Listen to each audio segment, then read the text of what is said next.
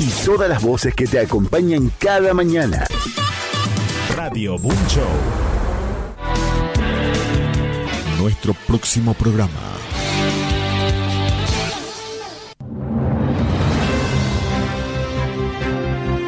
Conectamos con el mundo.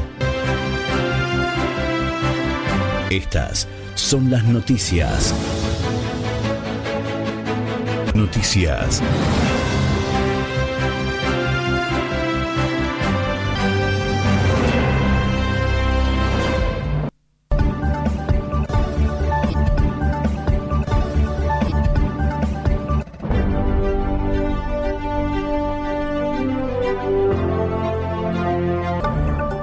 El viernes 7 de agosto son nuestros titulares. El presidente de Estados Unidos, Donald Trump, firmó decretos en un intento por limitar la ciudadanía por nacimiento, renovando su desafío tras el rechazo previo de la Corte Suprema. La medida busca restringir este derecho constitucional en el marco de su política de mano dura contra la inmigración. El gobierno de Venezuela y la oposición iniciaron un diálogo en Caracas con el auspicio de Estados Unidos para avanzar hacia una transición política y elecciones. Esto 7 meses después de la captura de Nicolás Maduro y sin la participación de la líder opositora María Corina Machado. Miles de personas marchan en Buenos Aires contra un proyecto de ley a favor de la propiedad privada impulsado por Javier Milei en una protesta con choques policiales. La marcha ocurrió luego de que el gobierno retirara del texto la venta de tierra a extranjeros. Estos son los titulares, vamos ya al informativo. Lo escuchaban recién, el presidente estadounidense Donald Trump arremetió este jueves en su empeño por restringir el número de personas que accedan a la ciudadanía de Estados Unidos por nacimiento.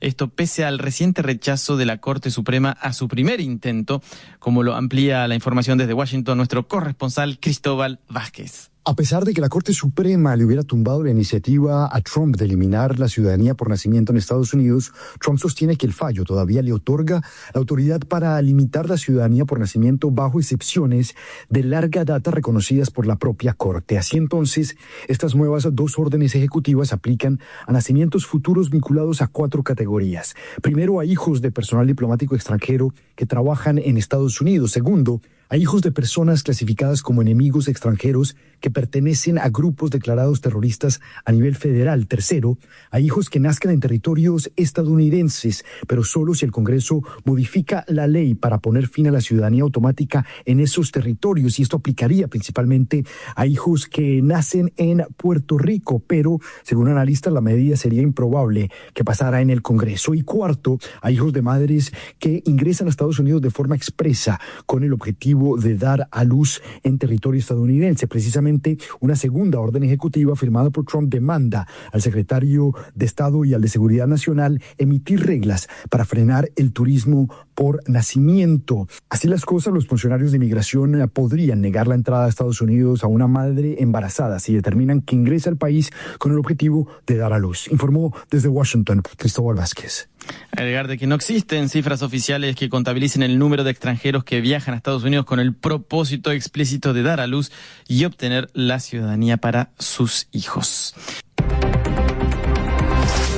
También en titulares anunciamos que las negociaciones respaldadas por Estados Unidos entre el gobierno interino de Venezuela y un sector de la oposición comenzaron este jueves tras una semana de retrasos. El diálogo busca reestructurar el sistema político del país con miras a la organización de futuras elecciones, lo detalla Rafael Morán. La mesa de diálogo entre el gobierno interino de Venezuela y representantes de la oposición antichavista bajo la égida de Estados Unidos inicia sus labores con 3 temas de trabajo: la atención a las víctimas del doble terremoto trágico del 24 de junio, el fortalecimiento de la democracia y los derechos y las garantías políticas, según indicó el jefe negociador del gobierno Jorge Rodríguez, hermano de la presidenta encargada Delcy Rodríguez, quien dirige el país desde la captura de Maduro. Hoy instalamos el proceso que marcará la ruta hacia la democracia y la reinstitucionalización de Venezuela, indicó por su parte Dinora Figuera, quien conduce la delegación de la oposición,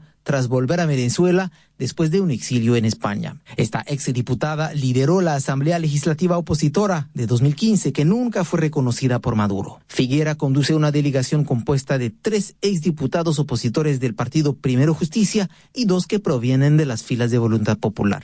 Cabe mencionar la ausencia en estos diálogos de María Corina Machado, figura de la oposición, pero marginada por Washington en este incipiente proceso de transición política. A pesar de que no participa, Machado afirmó que no se interpondrá en el avance de las negociaciones. Cientos de menores no acompañados continúan durmiendo en las calles de Ceuta tras la reciente crisis migratoria, con alto riesgo de sufrir abusos y explotación. Las organizaciones de ayuda lanzaron la alerta luego de que unos 72.000 migrantes ingresaran la semana pasada al enclave español en el norte de África. Las autoridades aún no logran brindar asistencia integral a estos menores, quienes legalmente no pueden ser expulsados. Así lo explica el subdirector de Planificación y Desarrollo de Sur Acoge, asociación que trabaja en Ceuta con estos jóvenes, Ángel Madero.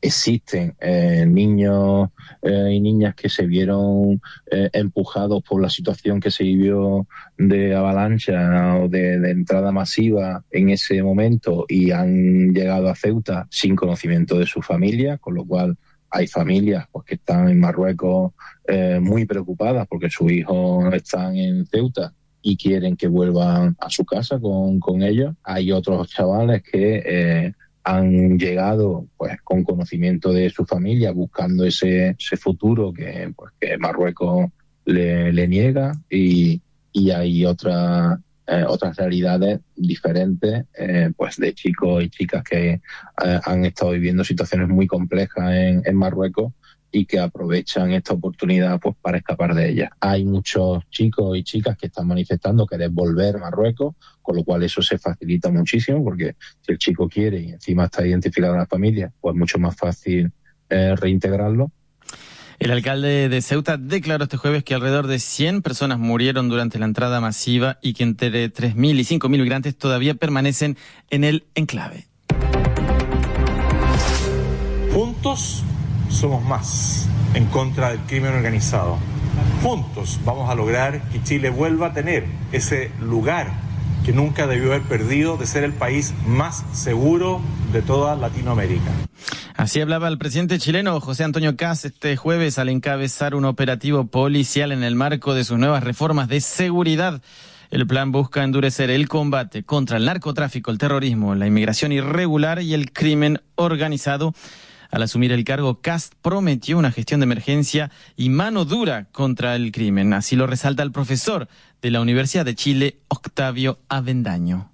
Yo creo que era algo que se esperaba, que estaba dentro de las expectativas, todo dentro de las expectativas que el mismo gobierno había generado, tanto en la campaña como al inicio. Y desde luego el problema de la seguridad se había transformado en un flanco débil para el gobierno y en una fuente de crítica. Entonces era oportuno que le diera la importancia a esta propuesta, tal como se la dio el día de ayer a través de una cadena nacional, incluso por parte del propio presidente de la República, o tomando algunas iniciativas más concretas como estos días respaldar un operativo de seguridad, intentando mostrar un compromiso con esa propuesta, esa idea inicial, y al mismo tiempo tratando de establecer cierta diferencia respecto de los gobiernos anteriores. Por ahí hubo una frase que han rescatado los medios de que la mano ahora es distinta. Era Octavio Avendaño, profesor de la Universidad de Chile. También en Buenos Aires, miles de personas marcharon este jueves en rechazo a un proyecto sobre propiedad privada impulsado por el presidente Javier Milei. La manifestación frente al Congreso derivó en choques con la policía. Ante la presión social, el gobierno debió retirar la iniciativa de un polémico punto en el proyecto que liberaba la venta de tierra a extranjeros. Así lo explica Raquel Villa Écijar. El gobierno de Javier Milei ha cedido para evitar una derrota en el Senado tras el rechazo social al proyecto, que suprimía todo límite a la compra de tierras por parte de extranjeros. Tras las críticas, el Ejecutivo ha rebajado su propuesta inicial y plantea elevar el máximo de tierras en manos extranjeras del 15% al 25%. Sus detractores advierten de una pérdida de soberanía, como explica Andrés Napoli, director de la Federación de Recursos Naturales. Que la acumulación de tierras no es una buena política para el país, sobre todo en lugares como Argentina es un país que se caracteriza por los recursos naturales. Entonces el acceso a los recursos naturales, esto es central para poder desarrollar políticas públicas que hagan el bien común. El Ejecutivo sostiene que la normativa vigente, aprobada en 2011, desincentiva la llegada de capital extranjero. La nueva versión del proyecto mantiene restricciones para que los estados extranjeros no puedan adquirir tierras rurales estratégicas, como explica la diputada Sabrina Ahmechet. Es un 25% provincial, en el que obviamente participan tanto la provincia como también hay un control nacional que de ninguna forma tiene que ver con la posibilidad de que otro estado compre tierras en Argentina, sino que estamos hablando de personas extranjeras que hacen negocios, que van a pagar impuestos por la compra. Lo que está en juego no es solo una ley sobre la propiedad de la tierra, sino dos modelos enfrentados sobre cómo atraer inversiones sin renunciar al control de los recursos naturales argentinos. Saltamos al mundo de la ciencia y del espacio porque un fragmento de un cohete de 13 metros perteneciente a la empresa SpaceX se estrelló este miércoles en la superficie de la Luna, según datos confirmados por diversos observatorios espaciales. Aunque el impacto no estaba previsto durante el lanzamiento de los módulos lunares de la NASA, este inusual evento fue seguido de cerca por los científicos, quienes esperan así obtener nueva información sobre la formación de los cráteres lunares.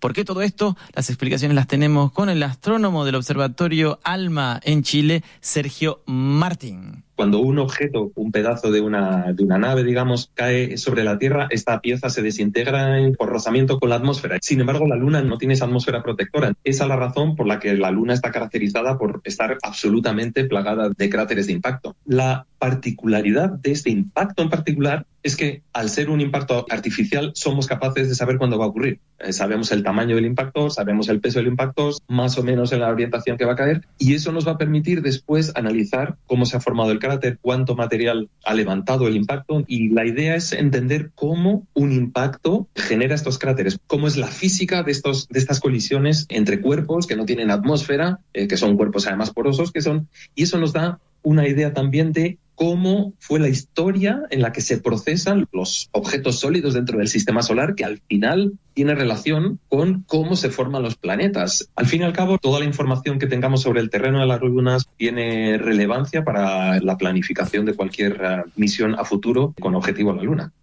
Justamente la NASA espera establecer pronto una misión humana permanente en la Luna, por lo que es fundamental, explican, comprender mejor los desechos espaciales en la órbita lunar. La Luna, que soporta habitualmente impactos de desechos espaciales, incluido meteoroides, pero las colisiones artificiales como esta son menos frecuentes.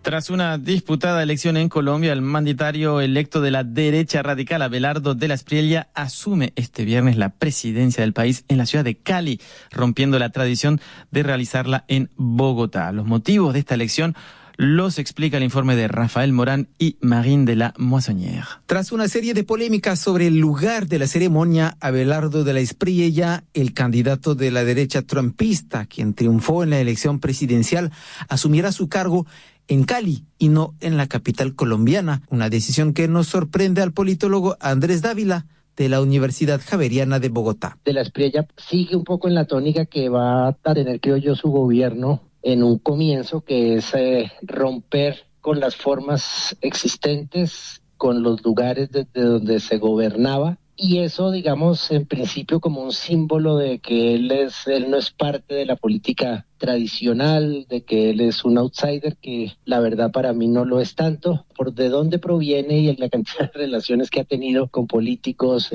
narcotraficantes y paramilitares. Pero él lo que está tratando de demostrar es eso, su campaña es una campaña muy diferente. Si tú vuelves al discurso del día que ganó, eso es como una puesta en escena de un cantante utilizando mucho los símbolos futbolísticos, pero también lo que hacen las barras de fútbol aquí en Colombia y en América Latina. Inicialmente de la Espriella ya quería tomar posesión en un cuartel, decisión a la que se opuso el mandatario saliente Gustavo Petro. El presidente electo optó finalmente por una investidura en Cali como símbolo de la descentralización del poder, justificó. Un acto de desafío político, según el politólogo. La elección de Cali es meterse en el territorio que es más petrista y en donde ha habido más movilización social. En Cali la movilización en 2021 fue fuertísima. Está este monumento de Puerto Resistencia. Entonces yo creo que es también una manera de desafiar a la izquierda y al petrismo.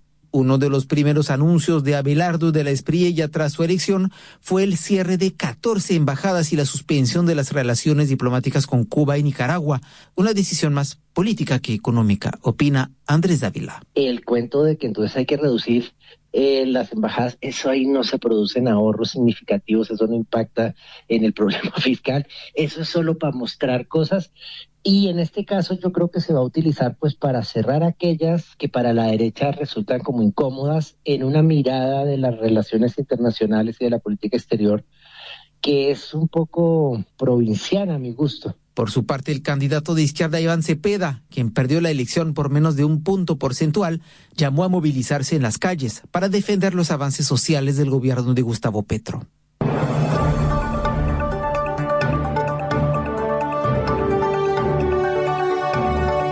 Llegamos al final.